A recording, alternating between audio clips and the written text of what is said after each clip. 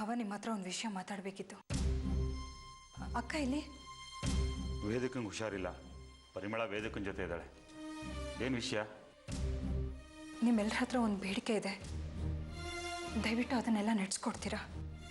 ಹೇಳಿ ಅದಕ್ಕೆ, ಏನದು? ನೆನ್ನೆ ಏನೇನೋ ನಡೆದು ಹೋಯ್ತು. ಉದ್ದೇಶ ಏನೇ ಆಗಿರಲಿ, ನಡಿಬಾರ್ದು ಘಟನೆ ಎಲ್ಲ ನಡೆದು ಹೋಗಿದೆ.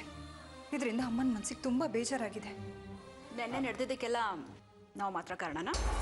ರಾಕಿ, ನಾನು ಆ ರೀತಿ ಹೇಳ್ತಾ ಇಲ್ಲಮ್ಮ. ನನ್ನ ಉದ್ದೇಶ ಅದಾಗಿಲ್ಲ. ತಪ್ಪು ನನ್ನ ಕಡೆನೂ ಇದೆ, ಒಪ್ಕೋತೀನಿ. ದಯವಿಟ್ಟು ಯಾರೂ ಬೇಜಾರು ಮಾಡ್ಕೊಳ್ಬೇಡಿ. ಇನ್ನು ಮುಂದೆ ಈ ರೀತಿ ತಪ್ಪಾಗದೆ ಇರೋಗೆ ನಾನು ನೋಡ್ಕೋತೀನಿ. ಅದಕ್ಕೆ ನೆನ್ನೆ ನಡೆದಿರೋದ್ರಲ್ಲಿ ನಿಮ್ದೇನು ತಪ್ಪಿಲ್ಲ. ನೀವ್ಯಾಕೆ ಕ್ಷಮೆ ಕೇಳ್ತಾ ಇದ್ದೀರಾ? ಭಾಸ್ಕರ್, ಈಗ ಯಾಕೆ ಅದೆಲ್ಲ? ಅಮ್ಮ ಯಾವಾಗ ಮನೆಗೆ ಬರ್ತಾರೆ ಅನ್ನೋದನ್ನು ಮೊದಲು ಯೋಚನೆ ಮಾಡಬೇಕು ಅಷ್ಟೇ.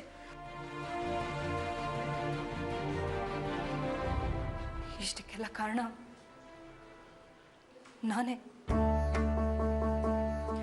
ದಯವಿಟ್ಟು ನನ್ನೆಲ್ಲ ಕ್ಷಮಿಸ್ಬಿಡಿ.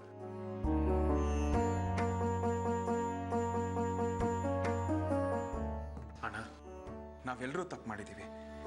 ನಮ್ಮ ಮೇಲಿರೋ ಬೇಜಾರಿಂದಾನೇ ಅಮ್ಮ ಹಳ್ಳಿಗೆ ಹೋಗಿರೋದು. ಅವ್ರು ಮತ್ತೆ ವಾಪಸ್ ಬರಬೇಕು ಅಂತ ಆರ್ತಿಯವ್ರು ಒಂದು ಪರಿಹಾರ ಹೇಳ್ತಿದ್ದಾರೆ. ಕೇಳೋಣ ಕಣೋ. ನೋಡು, ನಾವೆಲ್ಲರೂ ಒಗ್ಗಟ್ಟಿಂದ ನಗ್ನಾಗ್ತಾ ಇದ್ರೆ ಅವ್ರು ಖಂಡಿತವಾಗ್ಲೂ ಮನೆಗೆ ವಾಪಸ್ ಬರ್ತಾರೆ. ಅದು ಸರಿ ಕಣ. ಅಮ್ಮ ಈಗ ಹಳ್ಳಿಲಿದ್ದಾರೆ. ಈಗ ನಾವು ನಗ್ನಾಗ್ತಾ ಒಗ್ಗಟ್ಟಾಗಿದ್ದರೆ ಅಮ್ಮನಿಗೆ ಹೇಗೆ ಗೊತ್ತಾಗುತ್ತೆ? ಊರಿಗೂರೇ ಕೊಳ್ಳೆ ಹೊಡೆದ್ಮೇಲೆ ದಿಡ್ಡಿ ಬಾಗಿಲು ಹಾಕಿದ್ರು ಅಂತಾರಲ್ಲ, ಹಾಗಾಯಿತು. ಅಮ್ಮ ಇದ್ದಾಗ ಕಿತ್ತಾಡಿ ಈಗ ನಗ್ನಗ್ತಾ ಇದ್ದರೆ ಏನು ಪ್ರಯೋಜನ? ಭಾವ, ನೀವು ದೇವ್ರನ್ನ ನೋಡ್ಬೇಕಂದ್ರೆ ಗುಡಿಗೆ ಹೋಗ್ತೀರಾ ತಾನೆ? ಅಂದರೆ ನಾವೆಲ್ಲರೂ ಅಮ್ಮನ ನೋಡೋದಕ್ಕೆ ಹಳ್ಳಿಗೆ ಹೋಗೋಣ. ಹೌದು ಕಣೋ, ಯಾರು ಮಿಸ್ ಆಗಬಾರ್ದು. ಮಕ್ಕಳು ಕೂಡ. ನಾವೆಲ್ಲರೂ ಮಕ್ಕಳು ಅವ್ರ ಮುಂದೆ ನಗ್ನಗ್ತಾ ಆಟ ಆಡ್ತಾ ಇದ್ರೆ ಅವ್ರು ಖಂಡಿತವಲ್ಲೂ ಒಪ್ಕೊಂಡು ನಮ್ಮ ಹತ್ರ ಬರ್ತಾರೆ ಕಣೋ. ಪ್ಲೀಸ್. ಅಮ್ಮ ಒಪ್ಕೊಳ್ತಾರೆ ಅಂತೀಯ? ಖಂಡಿತವಲ್ಲೂ ಒಪ್ಕೋತಾರೆ. ಇಲ್ಲಾಂದ್ರೆ ಕಾಲಿಗೆ ಬೀಳೋಣಪ್ಪ.